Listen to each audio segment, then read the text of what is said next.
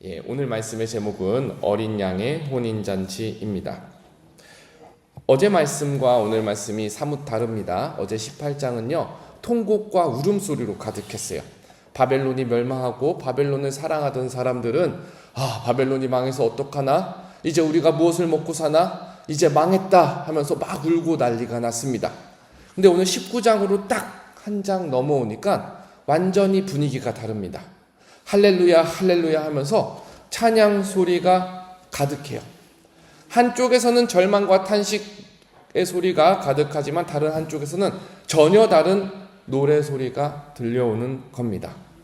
바로 오늘 이 말씀은요, 예수님을 믿는 사람들, 예수님으로 거듭난 사람들, 하나님의 백성들이 마지막 전투가 다 끝나고 하나님 아버지 앞에 모여서 승리의 기쁨의 찬양을 하는 장면이기 때문입니다. 우리에게 참으로 익숙한 이 할렐루야라는 말은요, 하나님을 찬양합니다 라는 단어예요. 근데 그거 아십니까? 할렐루야가요, 신약에 많이 안 나와요. 딱 요한계시록 19장에 나와요. 근데 요한계시록 19장에 4번이나 나옵니다. 19장 1절에 할렐루야, 구원과 영광과 능력이 우리 하나님께 있도다. 19장 3절에 할렐루야. 또 19장 4절에는 아멘 할렐루야. 아멘 하면 내가 믿습니다. 내가 하나님을 찬양합니다. 또 19장 6절에 할렐루야, 주 우리 하나님 곧 전능하시니가 통치하시도다. 이 4번의 할렐루야는요, 신약 성경 전체에 들어서 유일하게 등장하는 장면입니다. 완전한 예배라는 뜻이죠. 완전한 통치를 경험한 사람들이 입에서 할렐루야를 말하지 않고는 버틸 수 없는 그 감격과 벅차오름과 감사함으로 가득하다라는 사실입니다. 이 4번의 할렐루야가 끝나고 나서 바로 장면이 전환됩니다. 뭐냐면 혼인잔치의 장면으로 전환이 돼요. 어린 양 예수 그리스도와 신부된 교회, 신부된 모든 믿는 자들의 혼인잔치가 이어지는 거예요. 19장 7절에 보면은 우리가 즐거워하고 크게 기뻐하며 그에게 영광을 돌리세. 어린 양의 혼인 기약이 이르렀고 그의 아내가 자신을 준비하셨으므로. 이게 참 우리에게 좀 생각해 볼 필요가 있는 부분입니다. 성경 전체를 보면은요, 하나님과 교회와의 관계를 신랑과 신부, 예수 그리스도는 교회의 신랑이요 우리는 신부니, 이런 표현을 참으로 많이 해요. 그러니까 우리가 예수님을 믿는 순간부터 예수님의 신부다 하면서 예수님과 언약을 깨뜨리지 않기 위해서, 그 거룩한 결혼 관계에 음란을 들어오지 않기 위해서 예수님만 바라보고 갑니다. 근데 오늘 말씀해 보니까 이 혼인 기약이 이르렀다는 말이 있어요. 이때가 언제입니까? 마지막 때예요. 예수님께서 재림하시면서 마지막 승리와 마지막 전투가 다 끝났을 때예요. 우리는 이미 예수님의 신부라고 살아가는데 오늘 말씀해 보니까 마지막 때에 혼인 기약이 다 이르렀다라고 말을 합니다. 좀 세심하게 보면은 교회가 결혼을 2번 하나? 이런 생각이 들죠. 세심하게 읽는 분들이라면은 이 말씀에서 고개가 갸우뚱할 수도 있습니다. 왜 하필 마지막 때에 기약이 이르렀다라고 할까? 그리고 마지막 때가 돼서야 우리가 준비되었다고 할까? 이런 궁금증, 의문증이 충분히 들 수 있습니다. 근데요, 우리가 성경을 잘 이해하려면요, 성경의 문화 속에 들어갈 필요가 있어요. 무슨 말이냐면요, 우리가 생각하는 결혼 문화 예식이 있죠. 약혼을 하고 결혼을 하고 신혼여행 간다, 이런 결혼 예식이 있잖아요. 그럼 성경을 하나님의 감동으로 요한이 썼는데, 이 요한계시록을 하나님의 감동으로 요한이 쓸 때 요한이 생각하는 결혼 문화가 있습니다. 만약에 우리가 생각하는 결혼 문화와 요한이 생각하는 결혼 문화가 다르면요, 이 말씀을 말씀답게 이해하는데 조금 불편한 게 생겨요. 그러니까 우리가 한번 요한의 문화 속으로 들어가 보자라는 거예요. 무슨 말이냐면요, 요한이 있을 당시, 요한이 성경을 기록할 당시 유대인들은요, 결혼을 두 단계에 나눠서 예식을 치렀습니다. 이 설명을 잠깐 들으면은, 아, 그래서 성경에서 우리한테 이렇게 얘기했구나 라는 여러 가지 정황들이 나옵니다. 첫 번째 단계는요, 신부집에서 결혼을 치렀어요. 쉽게 말하면 우리로는 약혼식이라고 하는데 조금 더 특화되고 조금 더 강한 정혼식에 가깝습니다. 이게 뭐냐면요, 신랑이 마음에 들어하는 신부가 있으면은 신부집을 직접 찾아갑니다. 자기를 대표할 만한 사람을 한 명 세워가지고 신부집에 찾아가는데, 찾아갈 때 그냥 찾아가는 게 아니라 손에다가 서약서를 들고 가요. 이 사람과 내가 결혼의 약속을 하고 싶고 어떻게 살고 싶다는 서약서를 들고 가요. 그리고 서약서를 들고 갈 때에 지참금을 들고 가고, 그리고 예식에 사용할 포도주 한 잔을 들고 갑니다. 그래서 신랑이 신부 아버지를 만납니다. 신부 아버지를 만나서 결혼을 허락해 주십시오 하면서 자기를 소개하고 서약을 읽습니다. 그럼 신부 아버지가 신부가 있는 방에 들어가 가지고 물어봐요. 야, 저기 신랑이 왔는데 너 저 신랑 알아? 저 신랑 정말로 사랑해? 그리고 저 신랑이랑 함께 결혼하고 싶어? 신부에게 이것을 물어보고 난 다음에 아버지가 나와가지고 신랑과 함께 결혼의 약속, 정혼을 맺습니다. 근데요, 여기서 우리가 그냥 약혼식이다라고 이렇게 치부해버리면은 성경을 이해하는데 조금 오해가 생길 수 있어요. 이때부터 법적인 부부가 되는 거예요. 정혼을 할 때부터. 그래가지고 신랑과 신부가 포도주 한 잔을 갖고 나와가지고 절반씩 나눠 마십니다. 피를 나눠 마신다라는 의미로 절반씩 나눠 마셔요. 무슨 말이냐면은 이 세상에 어떠한 힘도 이제부터는 신랑과 신부의 결혼 관계를 깰 수 없습니다. 다만 죽음만이 갈라놓을 수 있습니다 하면서 완전한 결혼을 하는 거예요. 첫 번째 결혼을 하는 거예요. 딱 하나 말고 첫날 밤을 못 보내는 결혼을 하는 겁니다. 이게 마치 지금 우리 교회와 예수님과의 관계와 같습니다. 우리가 교회와 예수님과의 관계로서 약혼식을 했다 그러면은 우리는 결혼 관계가 아니에요. 언제든 약속을 깨면은, 파혼을 하면은 나는 아직 처녀인데 할 수 있는 단계입니다. 근데 유대 관습 속에서 정혼이라는 것은 이미 결혼을 한 겁니다. 이미 결혼을 한 거예요. 그러게 이게 무슨 말이냐면은 요셉과 마리아가 정혼을 한 관계였습니다. 정혼을 한 관계였는데 마리아가 잉태된 것을 보고 요셉이 의로워서 조용히 끊고자 했다는 거예요. 원래대로라면은 결혼 관계 속에 있으니까 이것을 소문을 내면은 마리아가 결혼 언약을 깬 게 돼가지고 돌에 맞아 죽어도 되는 거예요. 그만큼 이 약혼이라는 것이 우리와 다른 실질적인 부부의 연이 된다라는 사실입니다. 신랑은 이렇게 약혼식을 맺고 첫날 밤을 못 보내요. 못 보내고 돌아갈 때 약속을 합니다. 1년쯤 뒤에 다시 돌아올 테니까 그때까지 기다려 주세요. 얼마나 뒤에요? 1년쯤 뒤에 돌아온다고 약속을 합니다. 그 1년 동안 신랑은 집에 돌아가서 신부와 함께 살 집을 짓고 경제적인 기틀을 마련해요. 이게 신랑의 책임이에요.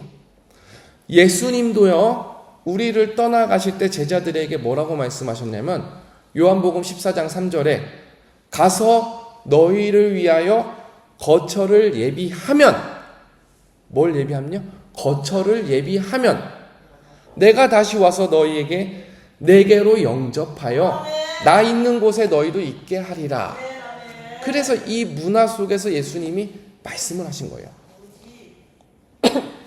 그러면 이 1년 동안 신부는 신랑이 1년 뒤에 다시 온다 그랬는데 언제 올지 정확하게 모릅니다. 1년 뒤에 언제쯤 다시 온다 그랬으니까 신부는 1년 동안 뭘 하고 있을까요?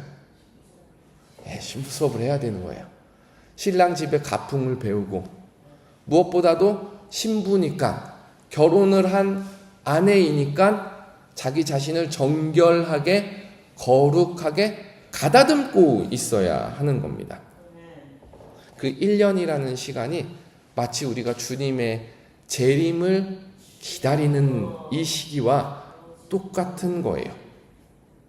또 그 1년 뒤에 언제가 올지는 한 사람만 정할 수 있었어요.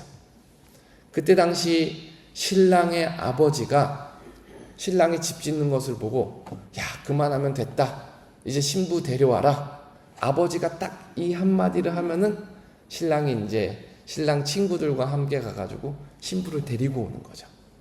이것이 또 재림과 똑같이 맞닿아 있습니다. 예수님께서 하신 말씀과 똑같이 맞닿아 있어요. 그날은 아무도 모르나 오직 아버지만 아시느니라. 이게 이제 첫 번째 결혼식입니다. 두 번째 결혼식은요, 진짜 혼인잔치예요. 결혼 준비가 모두 끝나면은 신랑이 신부 집에 가는데 예고 없이 가는 거예요. 마치 우리나라에 함 사세요 하면은 밤에 갑자기 가가지고 함 사세요 하면서 시끄럽게 하잖아요. 신랑이 신랑 친구들과 함께 횃불을 들고 밤에 신부 집에 찾아가는 거예요. 그날이 도적같이 오리라 한 것처럼 갑자기 찾아가는 거예요. 그럼 갑자기 찾아가면 동네가 떠들썩합니다. 신부 친구들은 동네 밖에서 오는 신랑 친구들, 신랑의 횃불을 보고 빨리 달려와가지고 신부한테 가지고, 야, 너네 신랑 오늘 갑자기 온다. 막 이제 신부 준비를 하는 거죠. 그럼 이제 신랑이 신부를 데리고 신랑의 집으로 가가지고 결혼잔치를 하는 거예요. 거기서 결혼잔치를. 바로 오늘 말씀의 배경이 거기입니다. 예수님께서 다시 오셔가지고 우리를 예수님의 거처로 데리고 가가지고 하나님의 나라에서 혼인잔치를 다시 치르는 거예요. 그것이 바로 오늘 말씀의 본문이에요.